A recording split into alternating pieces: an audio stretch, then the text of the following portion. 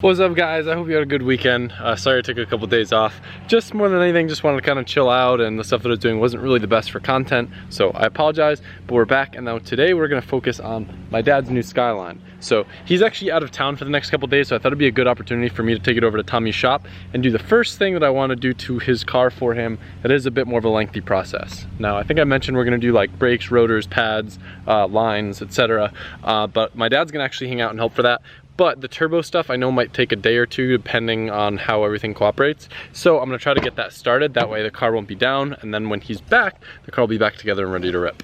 He's actually been driving this thing a lot, which is really cool, because at first I didn't know if it was gonna be like a once in a while thing or more of a regular thing for him. This thing's so rad. This car really is such a smooth, perfect example. I'm very, very happy with the decision to get this for my dad. And as much as I would love to not tamper with it, I do feel kind of guilty that his Prelude is literally faster than how this car sits right now. Right now it's actually not a huge problem because the tires on it are junk, so it actually spins tires a little bit. But I ordered my dad some really good tires, and once they're on, this car's gonna feel insanely slow. So it's gonna make it just that much more fun for him. I gotta take a quick second and give a massive shout out to Tommy, because we joke around a lot in videos, but Tommy's been a really, really, really good friend to me over the past year or so that we've known each other. And the fact that he constantly lets me go to his shop and work on my stuff. I don't pay shop rent here, he lets me keep cars here.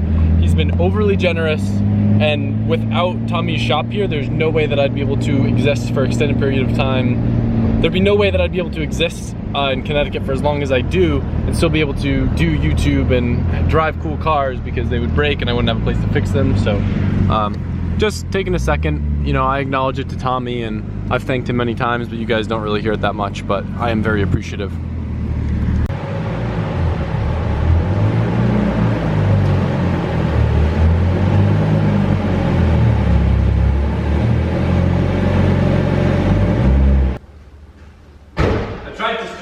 Park where I'd have the best lighting available. The unfortunate thing is I know I probably won't finish this today, since I'm not going to be able to start probably for an hour or two, because I gotta let everything cool down. One thing that you should do if you're ever working on turbos or anything is let the car sit overnight and work on it, but I wasn't about to work on it in my dad's yard, so I had to drive it over here. Now I'm going to just leave the hood popped, maybe throw a fan on it to cool it down so I can start working on it. So while I've been waiting for it to cool down, I did that live stream that you guys saw the other day. Now it's cool enough to start working on it. I don't really know for like what, like didn't like look at a write-up or anything, but I'm just gonna start pulling stuff off that looks like it's in the way to get to the turbo. Might make some mistakes, but it's usually more fun that way.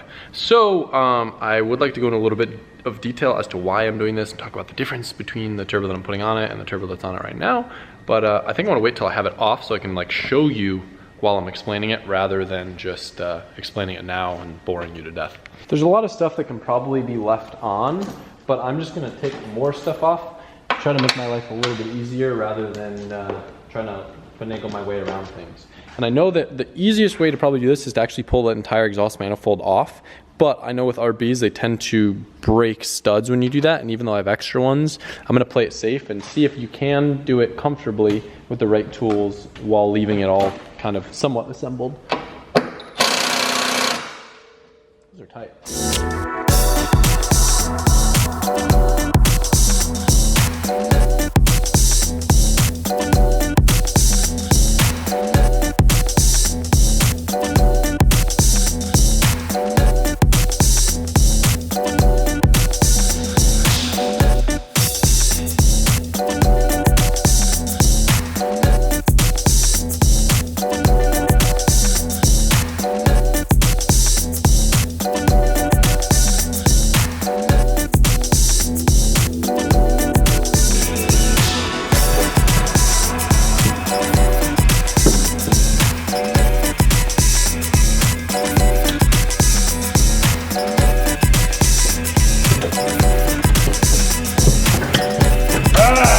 Turbo's out! But at what cost? Grr.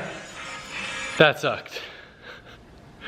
I'm dehydrated and a little bit miserable, but I want to go over kind of a few of the tricks that I figured out before I go leave and go get food and stuff. So I tried taking it out from up top at first, and it was giving me a hard time, and then I ended up having to pull off. It would have been easier if I pulled that whole like actual turbo elbow off and everything. I ended up just moving this bracket a little bit and was able to get it. I didn't take the oil line off, like the oil drain. I just took it off at the block. It was a little bit easier that way. And then I was able to get the coolant line on the inside from underneath pretty easily. Other two are pretty easy to access. I don't really have that many tricks. It was just kind of, I wonder who's calling me. Is it someone that'll make, oh, it's Tommy. He's probably mad that I got coolant on his floors. Tommy from Florida actually told me to pull off the manifold and that would be the way to go, but I was worried about studs breaking and stuff, but I was able to get it out somewhat decently. I did notice though, I'm missing 2 bolts. Hopefully they're not stripped out on this runner on the manifold. It doesn't look like it's leaking, but I'm gonna see if I can put like a stud in there or something. So anyway, I got it out, and I'm gonna side-by-side compare the 2 different turbos, and then we'll talk a little bit about the differences and go from there. But I think I'm gonna call it a night because I'm just like super out of it after that. Also, too, there's no way I could finish tonight. I forgot to mention this, but I started because I didn't want to do this all in one day because I knew it would kind of suck.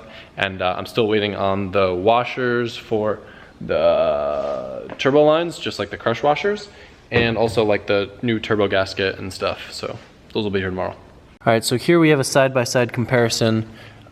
Very, very difficult to tell, but yeah, that's super hard to tell. But if you want to take my word for it, this right here, this is actually a RB25 Neo turbo that I got from Tommy. It's a little bit bigger compressor and exhaust side. Supposedly these have nylon wheels for the compressor. It's still ceramic on the actual exhaust side, but this one appears to be steel wheel, which is what the Series 2 or Series 1 turbo would have. But anyway, it's a nice simple bolt-on upgrade, and the cool thing is you can just bolt it right on, use all the same lines, and keep the stock simplicity. But because it's a little bit bigger, it'll spool a tad bit later, but it'll carry power all the way to redline instead of falling flat on its face like the RB20 turbo. So I thought it'd be a cool little upgrade to do. Yeah, the side-by-side comparison, definitely not the best, but you can see how everything's pretty much the same on the two. It's still one of those things where you don't really want to flow it past 1 bar just because they do have ceramic exhaust wheels that can blow apart. But I'm glad it actually doesn't have the nylon wheels, so I don't have to worry about that exploding. I'm going to table this for now. I don't know if in the rest of this video I'll finish this up or if we're moving on to something else. But I'm pretty excited to get it done. I feel a little bit accomplished right now. I've never pulled a stock turbo off an RB, so, or a stock turbo off any car I don't think I've ever done. At least that I can think of. You guys would probably know. So anyway, that's our little comparison side by side. So I think with the newer turbo, it should make somewhere around the high 200s, where before it was probably in like the mid 200s. Should make the car feel drastically different though, in a good way. So I don't know. I'm so hungry and tired that I shouldn't even be vlogging right now. I should be going to get food, but like if I don't do it, then I was having a mediocre time. All I really need is some back roads, a Skyline, some pizza, and some music. And then I feel great for a few minutes.